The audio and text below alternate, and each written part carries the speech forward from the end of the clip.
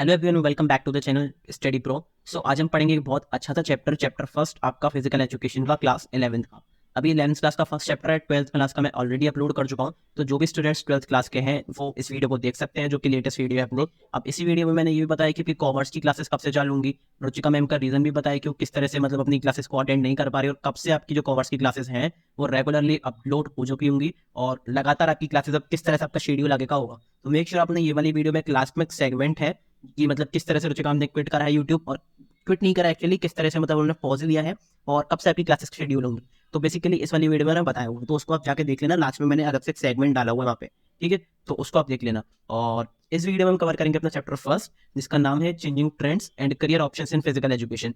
अब ये important chapter है, सिर्फ पढ़ाई के मकसद से नहीं, सिर्फ एग्जाम पॉइंट ऑफ व्यू से नहीं। ये एक्चुअली एक अच्छा चैप्टर है आपको समझने के लिए, आपकी डिटेलिंग समझने के लिए कि मतलब किस तरह से आप फिजिकल एजुकेशन को देखते हो, आपका नजरिया गया फिजिकल एजुकेशन को देखने का, स्पोर्ट्स को देखने का, क्या अहमियत है स्पोर्ट्स की हमारे करियर में और हमारी लाइफ में, डे टू डे लाइफ में। ठीक है, तो इस अच्छे से चैप्टर को समझेंगे, अच्छे से देखना। पर उससे पहले मेक श्योर आपने चैनल को सब्सक्राइब करा हुआ है, ऑल वाला नोटिफिकेशन वाला बटन दबाया हुआ है, जिससे सारे नोटिफिकेशन आपको मिल जाए और कभी भी लाइव हमारी स्ट्रीम हो, कभी भी लाइव हमारा डिस्कशन हो, तो आपको मिल जाए एक नोटिफिकेशन कि भाई हम लाइव आ रहे हैं। ठीक है, और लाइव आ रहे हैं, और अपने दोस्तों को शेयर कर दिया प्लीज। चैनल आपने अच्छा खासा सपोर्ट दिखाया, लेकिन थोड़ा और सपोर्ट दिखा सकते हो, तो मेक श्योर आप सपोर्ट दिखाओ। और इस वीडियो पे मैं लाइक गेम रख रहा हूँ 100 लाइक्स। सो 100 लाइक्स बहुत ज्यादा नहीं है, तो मेक श्योर आप लाइक करो वीडियो को, क्योंकि आपके लिए बिल्कुल एब्सोल्युटली फ्री है। ठीक है, तो इस वीडियो को लाइक जरूर कर देना। सो बिना किसी टाइम वेस्ट अपने इस अच्छे से चैप्टर को शुरू करते हैं।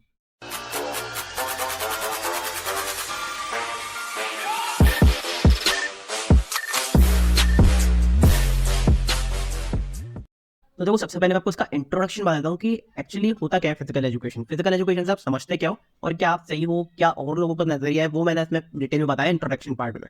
ठीक है, definitions and objectives. In fact the basis of physical education is difficult and very broad. अब देखो, ये आधे घंटे का चैप्टर नहीं है कि आधे घंटे में आपको पूरा फिजिकल एजुकेशन समझा दूं, या फिर थोड़े से आपके लेक्चर्स में, या फिर 1-1.5 साल में वो फिजिकल एजुकेशन समझा दूं। अगर स्पोर्ट्स की बात करता हूँ पार्टिकुलरली, तो स्पोर्ट्स में लोगों का पूरा एक लाइफ बीत जाती है। 30-30, 40-40 साल स्पेंड कर देते हैं लोग फिजिकल एजुकेशन पे, स्पोर्ट्स पे। तो मैं आपको ऐसा नहीं है कि आधे घंटे में समझा दूं। अब आप एग्जाम पॉइंट ऑफ व्यू से समझ सकते हो, आप एक इंट्रोडक्शन की तरह इस चैप्टर को मान सकते हो कि भाई फिजिकल एजुकेशन है क्या, स्पोर्ट्स है क्या, हमारी बॉडी फिजिकली फिट कैसे रहती है, मेंटली स्टेबल कैसे रहती है, वो सब आप समझ सकते हो। लेकिन आप ये समझो कि मैं मास्टरी कर लूँ उसमें, तो इम्पॉसिबल है, ऑलमोस्ट इम्पॉसिबल है कि आप 1-1.5 साल में इसमें मास्टरी कर लो, क्योंकि आपको सीखना पड़ता है इसमें रेगुलर। ठीक है, वो डिटेल में अलग टॉपिक चला जाएगा स्पोर्ट्स साइकोलॉजी के ऊपर, लेकिन मैं इस पर जाना नहीं चाह रहा हूँ, क्योंकि अभी अपना चैप्टर है कि फिजिकल एजुकेशन का इंट्रोडक्शन और फिजिकल एजुकेशन एक्चुअली होता क्या है। ठीक है, तो ये बहुत बड़ा एक टर्म है फिजिकल एजुकेशन, तो आसानी से हम समझ नहीं सकते भी कि छोटे टाइम पीरियड समझ लें। और with changing time it's meaning also kept changing. बिल्कुल सही बात है कि जैसे जैसे टाइम बदलता रहता है, इसकी जो चीजें हैं वैसे बदलती रहती है। अब इसका एक छोटा सा एग्जांपल दूं, अगर अच्छा लगे तो वीडियो लाइक कर देना। आपके पास 1 मिनट एक्स्ट्रा जाएगा, लेकिन आपको समझ में आएगा। देखो, अभी आप क्लास 11th में हो, आपका 11th का चैप्टर है। अब अगली साल आप मान लो से अपने एग्जाम में लिखी आओगे, आपको मार्क्स मिल जाएंगे। अगली साल कोई और आएगा, वही सेम चीज को पढ़ेगा 11th में, वो हम इस कुछ चीज को लिखे आएगा, उसको मार्क्स मिल जाएंगे। फिर उसके अगले साल कोई 11th में आएगा, तो उसे भी एग्जैक्टली उसे भी वही मार्क्स मिल जाएंगे। लेकिन स्पोर्ट्स में क्या है पार्टिकुलरली, अगर स्पोर्ट्स की बात करता हूँ, तो देखो आज अगर फुटबॉल का एग्जाम्पल देता हूँ कि कोई डिफेंडर है, वो अलग तरीके से ड्रिबल करके टैकल करता है, तो मुझे अपनी स्ट्रेटेजी कुछ और रखनी पड़ेगी। आधे घंटे बाद कोई दूसरा आया, दूसरा एक वो डिफेंडर आया, उसकी स्ट्रेटेजी मुझे अलग समझनी पड़ेगी, मुझे अलग तरीके से टैकल करना पड़ेगा। कोई तीसरा डिफेंडर आया, मुझे अलग तरीके से टैकल करना पड़ेगा। अब इसका मतलब क्या है कि स्पोर्ट्स में सब कुछ चेंज होता रहता है, पढ़ाई में बिल्कुल वैसा ही है। इसका मतलब क्या है कि मैं आपको कोई भटकाना नहीं चाह रहा हूँ, लेकिन मैं सिंपल सी चीज बता रहा हूँ कि ओवरऑल अगर आप इस पॉइंट ऑफ व्यू से देखते हो, तो पढ़ाई आपके लिए काफी ईजी है और स्पोर्ट्स बहुत डिफिकल्ट है। हम सब सोचते हैं कि स्पोर्ट्स बहुत आसान है खेलना, खेल लो खेल आओ, लेकिन नहीं, बहुत डिफिकल्ट है स्पोर्ट्स। क्यों? क्योंकि इसमें ऑल हर चीज चेंज होती रहती है। कभी आपका डिफेंडर चेंज होगा, कभी आपका स्ट्राइकर चेंज होगा, कभी कोई भी आप स्पोर्ट्स खेलते हो उसमें पार्टिकुलरली चेंज, आपको स्ट्रेटेजी हमेशा नई नहीं बनानी पड़ेगी। अगर आप एडवांस नहीं होते जाओगे उसमें पीरियड ऑफ टाइम में, तो आप फिर उस स्पोर्ट्स में टिक नहीं सकते। ठीक है, सारे प्लेयर, सारे स्पोर्ट्स पर्सन को चेंज करना पड़ता है अपनी टेक्निक्स में, time to time, within years, सबको पता है। ठीक है, अब समझते हैं कि क्या है फिजिकल एजुकेशन एक्चुअली। अब चार्ल्स बशर एक है, मतलब एक इंसान है, काफी फेमस पर्सनैलिटी है। उन्होंने क्या कहा है, physical education is an integral part of total education process. ये हमारी पूरी लाइफ का सीखने का एक छोटा सा, एक काफी इंपॉर्टेंट एक पर्सपेक्टिव है, एक इंपॉर्टेंट हिस्सा है physical education, and has its aim to development to of physically, mentally, emotionally and socially. अब देखो, अगर आपकी बॉडी वगैरह अच्छी है, आप फिजिकली फिट हो, इसका मतलब ये नहीं है कि आप पूरी तरीके से आपकी बॉडी फिट है, नहीं।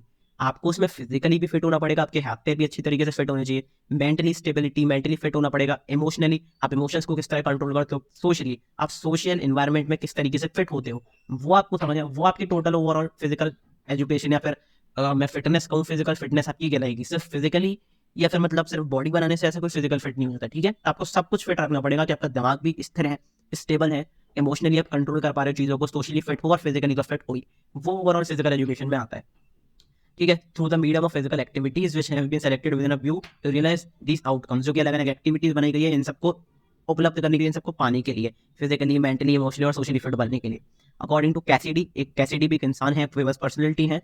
Physical education is the sum of changes in the individual caused by experience which can bring in motor activity. Motor activity से मतलब क्या, आपकी शारीरिक एक्टिविटी, मतलब आपका जो बॉडी है वो किस तरह से एक्टिविटी कर रही है, ठीक है, उसको कहते हैं मोटर एक्टिविटीज। वो हम डिटेल में आगे वाले चैप्टर 7 में पढ़ेंगे मोटर एक्टिविटी क्या होता है। लेकिन आपका शरीर किस तरह से काम कर रहा है, दिमाग किस तरह से काम कर रहा है over the period of time with experience, ये आपकी डेवलप होती रहती है फिजिकल एजुकेशन। मतलब इन्होंने यही बताया कि फिजिकल एजुकेशन ऐसा नहीं है कि आप आधे घंटे में पढ़ के फिजिकली फिट हो जाओ, नहीं, आपको with in a period of time, with in a period of years, experience के थ्रू आपको फिजिकली फिट बनना पड़ता है, और वो जरूरी होता है हर एक इंसान के लिए, नहीं तो फिर वो सोशली इन्वायरमेंट में पीछे रह जाता है। ये बहुत जरूरी है, ठीक है। ये इंट्रोडक्शन हो गया, लेकिन अब पढ़ते हैं कि चैप्टर क्या है। अब आपको ईजी हो जाएगा चैप्टर पढ़ने में कि इजीली आपका चैप्टर स्मूथली रन होगा, ठीक है। Aims and objective, physical education का मतलब क्या है, वही जो पहले बताया कि फिजिकली फिट बनना, मेंटली फिट बनना, इमोशनली फिट बनना और सोशली फिट बनना, ठीक है। And also to develop him such personal and social qualities which will help him to live happily with us, जिससे ये सोसाइटी में भी खुशी से रहे, अच्छी तरीके से रहे अपनी लाइफ में, ठीक है, और गुड सिटीजन बनकर रहे, most importantly. It's main M is all around development. ये सिर्फ फिजिकली या मेंटली फिट होना नहीं है, इसका मतलब क्या है कि आप ओवरऑल कितने फिट हो, ओवरऑल आप पूरे कितने फिट हो, आपका दिमाग किस तरह से काम करता है, आपका शरीर किस तरह से काम करता है, आपके इमोशंस के कंट्रोल होते हैं कि नहीं, सोशली आप फिट हो कि नहीं, ठीक है। अब इसके अलग अलग ऑब्जेक्टिव हो सकते हैं, अलग अलग स्टेप्स हो सकते हैं। फिजिकली डेवलपमेंट मतलब फिजिकली फिट होना, न्यूरोमस्कुलर डेवलपमेंट मतलब आपके दिमाग के तौर पे न्यूरॉन्स, और मतलब अगर समझ रहे हो ना, इंटरनल एक्टिविटी जो मतलब फिजियोलॉजी आपकी अंदर की जो बॉडी का पार्ट्स उसके बारे में। मेंटल डेवलपमेंट आपके दिमाग से रिलेटेड, सोशल डेवलपमेंट आप सोशली कितने फिट हो, इमोशनल डेवलपमेंट आप इमोशनल कंट्रोल्स कर सकते हो अपने की नहीं, टाइम टू टाइम, कि आपको गुस्सा ज्यादा आता है, क्या आप बेफालतू में हंसने लग जाते हो हर जगह, ये आपके इमोशंस कंट्रोल होते हैं। डेवलपमेंट ऑफ हेल्थ, ओवरऑल आपकी हेल्थ किस तरह से डेवलप हो रही है, कोई बीमारी तो नहीं है। इंटेलेक्चुअल एंड पर्सनैलिटी डेवलपमेंट मतलब आप पर्सनैलिटी आपकी कैसी है, क्योंकि पर्सनैलिटी और ये सब मैटर करते हैं लाइफ में, तो वो जरूरी होता है पर्सनैलिटी। अब ये इमेज जो है आपको मजा आ रहा होगा कि भाई बढ़िया इमेज है, लेकिन एक्चुअली से देखोगे तो क्या बता रही है कि आपका दिमाग भी किस तरह से ट्रेन कर रहा है अपने आप को, आपका जो ब्रेन है वो किस तरह से ट्रेन कर रहा है, वो भी मेन एक इंपॉर्टेंट चीज है। अपने दिमाग को ट्रेन करना, सिर्फ बॉडी बनाने से कुछ नहीं होगा, अपने दिमाग को भी आपको ट्रेन करना पड़ेगा। जो बाकी की चीजें होती है मेडिटेटिव पोजेस वो वगैरह, उससे आप ट्रेन कर सकते हो अपने दिमाग को शांत रखने के लिए, स्टेबलाइज करने के लिए, ठीक है। तो वो सारी चीजें होती है, इस इमेज से मैंने वही बताया हुआ है। अब अपनी इंडिपेंडेंस के बाद फिजिकल एजुकेशन में क्या चेंज है पार्टिकुलरली वो बताया। 15 अगस्त 1947 अपने इंडिपेंडेंस के बाद क्या क्या चेंज आया है वो चीजें बताइए। अब पहला 3 मेन जो है अपने पॉइंट्स है, इसमें आपको याद रखना है वो स्टेट्स और किस किसने करा है, बस वो याद रखना है, ज्यादा कुछ याद रखना, ठीक है। The central advisory board of physical education and recreation, ये क्या है, एक बोर्ड है। ये कब बना था, दिस वॉज सेटअप इन 1950 में बना था। किसकी प्रेसिडेंटशिप में, तब प्रेसिडेंट कौन था अपना, डॉक्टर ताराचंद अपने प्रेसिडेंट थे, और 10 टीम मेंबर्स और थे जिन्होंने ये बोर्ड बनाया था। It's first meeting was held on 19 मार्च 1950, 19 मार्च 1950 को इनकी पहली मीटिंग हुई थी। इन 1958 a meeting of the principals of all colleges of the country was held in Madras. Madras में बड़े बड़े और सारे ऑलमोस्ट सारे कॉलेजेस की प्रिंसिपल्स की एक मीटिंग हुई थी, जिसमें उन्होंने पार्टिकुलरली किस पे ध्यान दिया था, फिजिकल एजुकेशन पे, कि जो आने वाली पीढ़ी है वो फिजिकली कितना फिट है, कितना इन्वायरमेंट से रिलेटेड वो किस तरह से अपना जो है योगदान दे रही है और किस तरह से कंट्रीब्यूट कर रही है बेसिकली। तो वो चीज़ इसमें बताई थी, और फिजिकली फिटनेस के इसमें बताया था कि फिजिकल एजुकेशन का इंपॉर्टेंस क्या है, फिजिकली किस तरह से सोसाइटी फिट हो सकती है, वो सब इसमें बताया था, ठीक है। अब पहला तो वो हो गया। दूसरा क्या है, All India Council of Sports. All India Council of Sports क्या है, the central government prepared a policy to boost games and sports in India. उन्होंने स्पोर्ट्स और गेम्स को बूस्ट करा इंडिया में। इन 1954 में क्या हुआ था, द यूनियन मिनिस्टर मौलाना अब्दुल कलाम आजाद, ठीक है, Abdul Kalam Azad called a meeting of the heads of different sport, अलग अलग स्पोर्ट्स जो है उनके हेड्स को बुलाया था, अलग अलग एसोसिएशन को।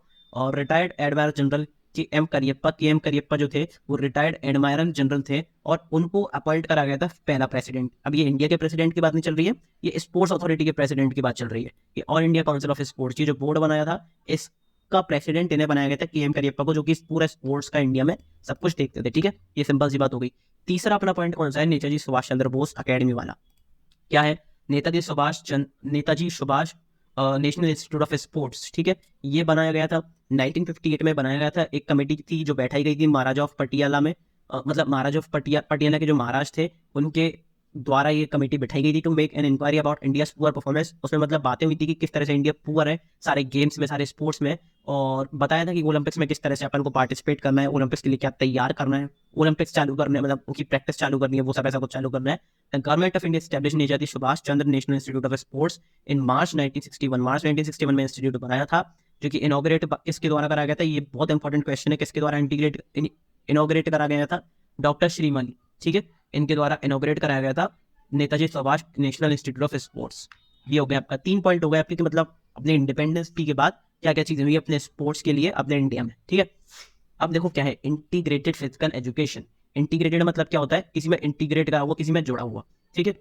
Under this one must have the knowledge of different subtopics and their utility so that the students could be trained properly। अब इसमें क्या होता है, मतलब प्रॉपर नॉलेज देनी होती है। नॉलेज से मतलब मैं कैसे कहूँ, अगर आप मान लो फिजिकली फिटनेस कर रहे हो, आप ग्राउंड रनिंग वगैरह सब कुछ कर रहे हो, स्प्रिंट वगैरह, शटल रनिंग होती है, अब उसके बारे में आपको प्रॉपर टेक्निक्स नहीं पता कि आपको रिवर्स किस तरह से करना है, आपको वापस जो मतलब लौटना होता है ना, जैसे अगर ये 2 पोल हैं, इन 2 पोल के बीच में आप रनिंग कर रहे हो शटल रनिंग, तो आपको किस तरह से ऐसे रिवर्स करना होता है, क्या टेक्निक्स होती हैं, आपकी एंकल ट्विस्ट हो सकती है, काफी इंजरीज हो सकती है, उससे बचने के लिए आपको प्रॉपर नॉलेज होनी चाहिए। तो यही है इंटीग्रेटेड फिजिकल एजुकेशन, कि आपको प्रॉपर नॉलेज होनी चाहिए किसी भी चीज को करने की। अगर आप उसे कर रहे हो, कोई भी फिजिकल एक्टिविटी कर रहे हो, फिजिकल स्पोर्ट्स गेम्स या फिर फिटनेस कर रहे हो, तो उसके बारे में आपको नॉलेज होनी चाहिए proper. The knowledge of integrated physical education will promote the fitness and wellness of the individuals. ये क्या प्रमोट करती है कि कितना अच्छा हम फिट हो सकते हैं और कितना सेफली हम फिट हो सकते हैं कोई भी पार्टिकुलर इंडिविजुअल, ठीक है। It will help in designing high quality programmes. ये हाई क्वालिटी प्रोग्राम्स भी कराती है, किस तरह से अलग अलग जो मतलब कैंप्स होते हैं फिजिकली फिट होने के, और वो सब कैंप्स कराती है जिसमें प्रोफेशनल्स जो है वो सिखाते हैं आपको कि किस तरह से प्रोफेशनली फिट हो सकते हो और अच्छी फिटनेस आपकी हो सकती है सेफ्टी के साथ, ठीक है। एडेप्टिव फिजिकल एजुकेशन क्या होता है, there are many children who suffer from various disabilities, ठीक है। काफी सारे चिल्ड्रन जो अलग अलग डिसेबिलिटीज से गुजरते हैं, किसी के मतलब हाथ पैर वगैरह में कोई दिक्कत होती है, कोई थोड़ी सी डिसेबिलिटी होती है, तो उन्हें फिजिकली प्रॉपर, वो हमारी तो मतलब की तरह तो प्रॉपरली फिट नहीं हो सकते, लेकिन उनके लिए एक अलग से एक चीज बनाई जाती है जो कि काफी इंपॉर्टेंट होती है उनकी फिजिकली फिटनेस के लिए, ठीक है। मेंटल रिटार्डेशन को हम डिटेल में पढ़ेंगे, डेफनेस, ब्लाइंडनेस, स्पीच इंपायरमेंट एटसेट्रा, ये सारी चीजें जो होती है उन्हें दिक्कत होती है, ठीक है। For such children special program में भी ऑर्गेनाइज, स्पेशल प्रोग्राम जो है वो उनके लिए ऑर्गेनाइज कराया जाता है, क्योंकि वो अलग थोड़ा उनकी डिसेबिलिटी है, तो उनकी डिसेबिलिटी के चक्कर में एक अलग सा प्रोग्राम ऑर्गेनाइज कराया जाता है, जिससे कि मतलब उनके लिए एक अलग स्पोर्ट्स अलग चीजें होती हैं, so that physical, musical, cognitive, social and emotional वो एबिलिटी जो उनकी है वो अच्छे से डेवलप हो पाए और अच्छी तरीके से वो ट्रेन हो पाए, ठीक है। तो ये एक चीज है जो आपको समझनी है। अब क्योंकि कुछ डिसेबिलिटी जो होती है कुछ लोगों के, तो इन डिसेबल पीपल्स के लिए एक अलग से ऑर्गेनाइजेशन बनेगी, है स्पेशल ओलंपिक भारत। अब ये क्या चीज है, this organization prepares the progress in physical and mental disability for special Olympics. अब जैसे कि आपने देखा होगा स्पेशल ओलंपिक्स होते हैं, अलग अलग जो डिसेबल पीपल होते हैं उनके अलग से ओलंपिक्स होते हैं, तो ये वही है कि जो फिजिकल और मेंटली डिसेबल्ड लोग हैं उनके लिए अलग से स्पेशल ओलंपिक्स चलाए जाते हैं, जो कि नेशनल लेवल पे होते हैं, अलग अलग नेशंस के लोग वहाँ पे पार्टिसिपेट करते हैं, मेडल्स जीतते हैं, सेम टू सेम ऐसे होता है, बस वहाँ पे डिसेबल्ड लोग पार्टिसिपेट कर सकते हैं। They are trained to participate in 24 single and team games, 24 single और टीम गेम्स होते हैं अलग अलग, ठीक है। स्पोर्ट्स अथॉरिटी ऑफ इंडिया से मतलब ऑर्गेनाइज कराती है, जो कि अपनी पहले मैंने बताया था कि स्पोर्ट्स अथॉरिटी ऑफ इंडिया होती है, वो सब इन चीज़ों को ऑर्गेनाइज कराती है। This organization was established in 2001 में जो ऑर्गेनाइजेशन है स्पेशल ओलंपिक भारत, यहाँ पे डेवलप करी गई, और 1982 में जो एक्ट था उसके ऊपर पास करा गया था 2001 में। मतलब 2001 में ये जो ऑर्गेनाइजेशन थी ये बनी थी, किस बेसिस पे बनी थी, जो 1982 में एक्ट प्रोवाइड कराया गया था, एक्ट पास कराया गया था, उसके ऊपर बेसिस पे बनी थी, ठीक है। ये सिंपल सी चीज हो गई। अब मेन चीज आती है कि इसमें करियर ऑप्शंस क्या क्या है। देखो अगर मैं पार्टिकुलरली बताऊं, मेरे हिसाब से जो सबसे अच्छा करियर ऑप्शन है वो है परफॉर्मेंस रिलेटेड करियर। अगर आप प्रोफेशनली कोई स्पोर्ट्स खेलते हो, वो आपके लिए बहुत अच्छा खासा एक अच्छा करियर हो सकता है। क्यों कह रहा हूँ ऐसा, क्योंकि देखो इसमें क्या होगा, इसमें आपके पास जो मतलब ऐसे मनी वगैरह की कोई वो रहती है इशू, वो आपका एक बहुत अच्छी तरीके से सॉल्व हो सकता है। मेन चीज क्या है, आपकी जो फिटनेस है वो आपकी इंप्रूव हो सकती है। तो जब दोनों चीजें एक ही जगह पे इंप्रूव हो रही है, मतलब जो लाइफ है वो आपकी ओवरऑल बढ़िया तरीके से निकलेगी। क्यों कह रहा हूँ मैं लाइफ निकलेगी बड़ी तरीके से, क्योंकि आपके पास पैसा खूब होगा, फेम अच्छी होगी, काम अच्छा होगा, नाम अच्छा होगा, फिटनेस अच्छी होगी, लाइफ स्टाइल अच्छी होगी। इन सब चीजों की जरूरत ही तो पड़ती है अच्छी खासी लाइफ जीने में। आपको मतलब as a professional player, as a professional athlete आपको जीने का मौका मिल रहा है, तो वो सबसे अच्छा है। और काफी सारे लोग परस्यू करते हैं इस करियर को, जो प्रोफेशनल प्लेयर्स होते हैं, professional cricketers, footballers, hockey player, badminton, basketball, अलग अलग किसी भी स्पोर्ट्स में आपका मन लगता है ना, किसी भी स्पोर्ट्स में आपका मन लगता है, आप उस स्पोर्ट्स को चूज करो, एज अ करियर ऑप्शन से बनाओ। आप देख सकते हो बनाने के लिए, मैं आपको एडवाइस दूं अगर पर्सनली, तो आप देख सकते हो बनाने के लिए बिल्कुल काफी अच्छी एक करियर जो है वो आपका एक बहुत बड़ी करियर सेट हो सकता है और आपको खुश हो गए आप, मतलब उस करियर में आपको खुशी मिलेगी, मेन चीज़ वो है। इन आपका जो मतलब पैशन है वो फॉलो होगा, वो सब आपको बढ़िया लगेगा, मतलब ओवरऑल पूरे करियर। नहीं तो आप टीचिंग करियर भी यूज़ कर सकते हो, अगर आपको टीचिंग में अच्छा लगता है, आपको टीचिंग करना अच्छा लगता है, पढ़ाना अच्छा लगता है और आप फिजिकल एजुकेशन के बारे में जानते हो, तो आपके लिए टीचिंग करियर बेस्ट है। क्यों कह रहा हूँ मैं टीचिंग करियर? क्योंकि टीचिंग करियर में क्या क्या चीज़ें होती हैं। टीचिंग करियर में आप सिखा सकते हो कि मतलब स्पोर्ट्स क्या होता है। स्पोर्ट्स का पीरियड आपने देखा होगा आपके स्कूल्स कॉलेजेस में अलग से होता है, हालांकि वो वैल्यूएबल नहीं होता, पर अच्छे कॉलेजेस इंस्टीट्यूशन में जाओगे तो वहाँ पे अच्छा एक स्पोर्ट्स का पीरियड माना जाता है। ठीक है, अब हेल्थ रिलेटेड करियर क्या होता है? हेल्थ रिलेटेड रहता है कि मतलब आपकी जैसे मैं बताऊँ, एक्स्ट्रा जो लोग रहते हैं जो कि मेडिकल फील्ड से रहते हैं, मेडिकल से मतलब मैं ये नहीं कह रहा हूँ पूरी डॉक्टरी करने वाला, मेडिकल फील्ड से कह रहा हूँ कि उन्हें इंजरीज के बारे में जानकारी होती है, उन्हें पता होता है कि कौन सा अपना जॉइंट है वो अफेक्ट होगा पार्टिकुलर एक फिजिकल ट्रेनिंग से या पार्टिकुलर एक फिजिकल परफॉर्मेंस से। मतलब आप कोई भी चीज़ कर रहे हो तो आपका कौन सा जो बॉडी पार्ट है, कौन सा आपका बॉडी पार्ट अफेक्ट होगा, वो उस चीज़ की जानकारी पूरी होती है। मोटर फिटनेस क्या होता है, टेस्ट वगैरह कौन से होते हैं, तो हेल्थ रिलेटेड आप उसके बारे में करियर परस्यू करने का सोच सकते हो। कोचिंग करियर क्या कह रहा हूँ? सिखाने का। अब देखो इसमें डिफरेंस क्या है टीचिंग और कोचिंग में। इसमें मेन डिफरेंस ये है कि टीचिंग में आप बड़े बड़े कॉलेजेस और स्कूल्स में जा सकते हो एज ए स्पोर्ट्स टीचर सिखाने के लिए, लेकिन कोचिंग सेंटर में क्या होता है, आप बड़े बड़े इंस्टीट्यूट्स में जाते हो, एकेडमीज में जाते हो, क्लब्स में जाते हो और बड़ी बड़ी जो मतलब फैसिलिटीज जो प्रोवाइड करती है, जो प्रोफेशनली प्लेयर तैयार करती है, उनमें जाते हो। जैसे फुटबॉल की अकेडमी में तो आपके स्कूल में भी टीचर होंगे फुटबॉल वाले, वो टीचिंग करियर हो गया, लेकिन आप फुटबॉल अकेडमी पार्टिकुलर जाते हो, वहाँ पे आपको जो कोच सिखाता है आपका, वो एक फुटबॉल कोच होगा और एक कोचिंग करियर आप परस्यू कर सकते हो अगर आपको काफी अच्छी खासी नॉलेज है, प्रॉपर नॉलेज है। ठीक है, career in communication and Biden's, इसका मतलब क्या है कि आप ऑथर वगैरह के बारे में समझ सकते हो कि मतलब जैसे कोई स्पोर्ट्स के बारे में बुक लिखता है, अब जैसे जतिन सप्रू है, उन्हें क्रिकेट के बारे में काफी नॉलेज है, तभी तो वो क्रिकेट के बारे में एंकरिंग कर पाते हैं, क्रिकेट की कमेंट्री कर पाते हैं, क्रिकेट के बारे में इंटरव्यूज ले पाते हैं। ठीक है, जर्नलिज्म वगैरह अडॉप्ट कर रखा है उन्होंने। वो कैसे करा है? क्योंकि उन्हें स्पोर्ट्स के बारे में जानकारी है, लेकिन उनका जो पैशन है वो इसमें है, जर्नलिज्म में। ठीक है, तो इसलिए उन्होंने इस करियर को चुना है। अब आप भी किसी स्पोर्ट्स के बारे में जानते हो, किताब लिख सकते हो, कोई बहुत अच्छी खासी किसी के ऊपर किताब लिख दी, किसी स्पोर्ट्स के ऊपर किताब लिखी या फिर किसी का इंटरव्यू लिया, जर्नलिज्म वगैरह, तो वो सारी चीज़ आप करियर परस्यू कर सकते हो। ठीक है, तो ये जो था एक बहुत अच्छा चैप्टर है, मेरे को तो बहुत अच्छा पर्सनली लगा। आपको आप पता ना आपको कैसा चैप्टर लगा। ठीक है, तो ये अपना चैप्टर खत्म होता है, अभी चैप्टर खत्म हुआ है लेकिन अभी अपना वीडियो खत्म नहीं हुआ है। मेक श्योर अपने टेलीग्राम चैनल ज्वाइन करा हुआ है, क्योंकि टेलीग्राम चैनल बहुत इंपॉर्टेंट है। सारे नोट्स आपको टेलीग्राम पे मिलेंगे, सारे अपडेट्स जो है वो आपको टेलीग्राम पे मिलेंगे। ठीक है, टेलीग्राम पे आपको डिस्क्रिप्शन में लिंक मिल जाएगा, तो मेक श्योर अपने टेलीग्राम को ज्वाइन करा हुआ है। प्लीज ये रिएक्शन दिया करो, रिएक्शंस बहुत इंपॉर्टेंट होते हैं समझने के लिए। ठीक है, और एक चीज और कहूंगा, सारे सैंपल पेपर्स वेबसाइट पे डाले हुए हैं, कूपन कोड्स आप देख सकते हो, डिस्क्रिप्शन में सब कुछ कूपन कोड्स वगैरह होते हैं, तो वो आप देख सकते हो। अब मैं कूपन कोड के बारे में बताऊं तो स्टडी प्रो 15 अगर आप यूज करते हो तो आपको 15% का इंस्टेंट डिस्काउंट मिल जाएगा, या फिर आप गेट 40 ऑफ भी यूज कर सकते हो। अब ये कब कब यूज करने हैं? अगर आपकी कार्ट में 200 से ज्यादा का ऑर्डर है तो आप गेट 40 ऑफ यूज करो, 40% का डिस्काउंट। 40% है 40 रुपीज का, इसलिए मुझे याद नहीं है, वो टीम को याद है। ठीक है, और स्टडी प्रो 15 पे आपको 15% का डिस्काउंट मिल जाएगा अगर आपका जो ऑर्डर है वो 200 रुपये से लेस है। ठीक है, तो फिर आपको यहाँ पे स्टडी प्रो 15 यूज करना है। पर ऑफर्स चल रहे हैं दिवाली के टाइम पे, 2024 2025 के नए सैंपल पेपर जो हैं वो ओसवाल के आ चुके हैं, वेबसाइट पे अपलोड हो चुके हैं। ठीक है, तो मेक श्योर आपने वो सैंपल पेपर्स लिए, क्योंकि प्रैक्टिस के लिए बहुत इंपॉर्टेंट होते हैं, और अभी से प्रैक्टिस करना चालू कर दो, तब आपके सारे सैंपल पेपर्स खत्म हो पाएंगे, तभी आपको मजा आ पाएगा, क्योंकि आपको कॉन्फिडेंस जनरेट करने के लिए क्वेश्चन ज्यादा करने पड़ेंगे। तो मेक श्योर आप क्वेश्चन से प्रैक्टिस कर रहे हो, सारे अपलोड्स वहाँ पे हो चुके हैं सैंपल पेपर्स। ठीक है, कोई भी क्वेरी आती है तो वेबसाइट पे जाके वेबसाइट पे ही अपने सैंपल पेपर्स का लिंक गिवन है, और कॉन्टैक्ट अस जो पेज होता है वहाँ पे अलग से, वो तो आप कॉन्टैक्ट अस वहाँ पे अपन को कर ही सकते हो, कॉन्टैक्ट नहीं तो कमेंट कर दो, तब भी कॉन्टैक्ट कर सकते हो। ठीक है, कोई दिक्कत वाली बात नहीं है। तो मिलते हैं अगली वीडियो में, तब तक के लिए थैंक यू वेरी मच।